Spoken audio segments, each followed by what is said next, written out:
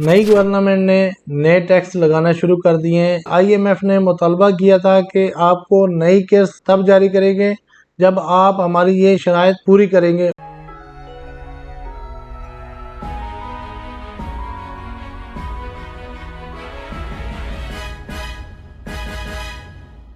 अस्सलाम वालेकुम, मैं हूं राना वकास और आप देख रहे हैं इन्वेस्टर्स पॉइंट। नई गवर्नमेंट ने नए टैक्स लगाना शुरू कर दिए हैं।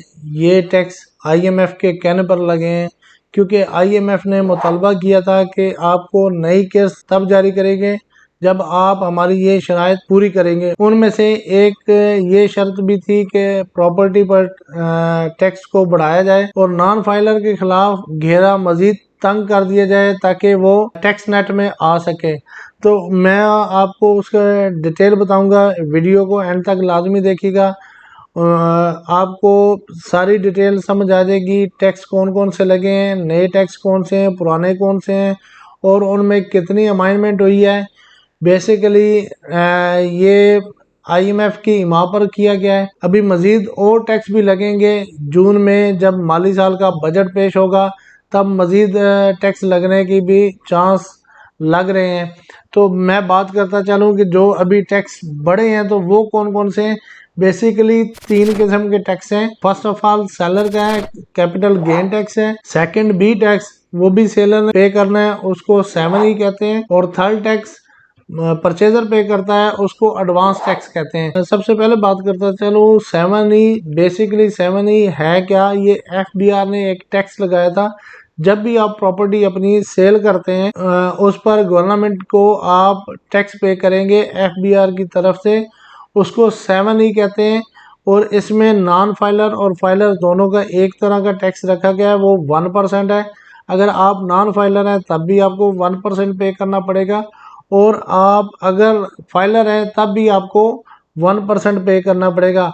हाँ, अगर इसमें मैं आपको एक और चीज़ बताता चलूँ, अगर आप इस्लामाबाद में हैं या इस्लामाबाद से बाहर हैं तो आप इसको टैक्स से बचना चाहते हैं, मीन्स के इसको मिनिमम रखना चाहते हैं, तो उसका मैं बेहतरीन हल बताता चलूँ।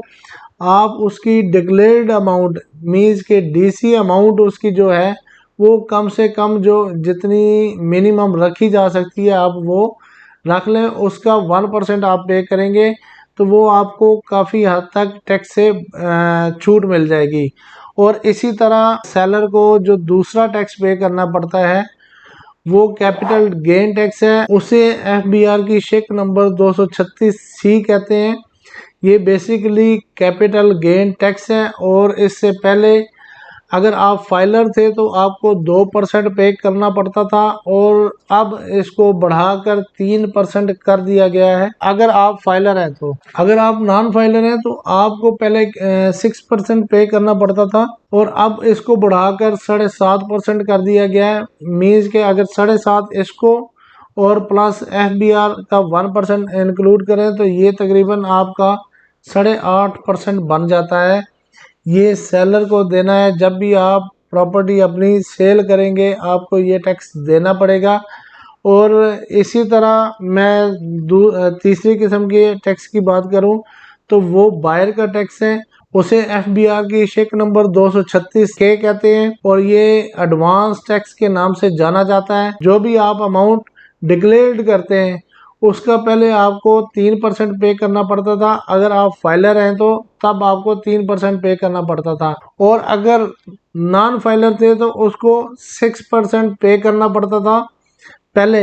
अभी ये जो टैक्स बढ़ाया तो अगर आप नॉन फाइलर हैं तो आपको 10.5% पे करना पड़ेगा जब भी आप अपनी प्रॉपर्टी परचेज करेंगे। और अगर आप नॉन फाइलर हैं आपको 10.5% पे करना पड़ेगा।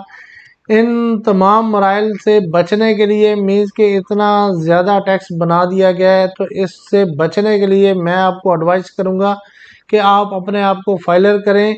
और अगर आप अपने आप को फाइलर करेंगे एक तो पाकिस्तान का फ़ायदा होगा, दूसरा जो आप टैक्स पे करेंगे वो सालाना गोशवारों में आपका एडजस्ट हो जाएगा। तो इस तरह आपको कोई टैक्स देना नहीं पड़ेगा। और दीगर मराहत इसके अलावा हैं, मीन्स के जब भी आप कोई भी चीज़ परचेज करेंगे आपको एक तो हाफ टैक्स पे करना पड़ता है और अगर आप इसी तरह किसी होटल वगैरह में खाना खाते हैं तब भी आपको रिलीफ मिलता है। ये थी टोटल कैलकुलेशन जिसकी वजह से प्रॉपर्टी दिन ब दिन मंदी होती जा रही है, ओवरऑल मार्केटें स्लो होती जा रही हैं, ठप होती जा रही हैं। अगर आपके ज़हन में कोई और क्वेश्चन है तो आप हमें कांटेक्ट करके मज़ीद तफसील से बात कर सकते हैं। इंशाल्लाह हम आपको अच्छी रहनुमाई करेंगे। उम्मीद करता हूँ आपको ये वीडियो पसंद आई है, और अगर आपको ये वीडियो पसंद आई है तो काइंडली मेरे चैनल को सब्सक्राइब कर दें और अपने दोस्तों से शेयर करें। देखते रहें इन्वेस्टर्स पॉइंट। मुझे दें इजाज़त। Take care. अल्लाह हाफिज़।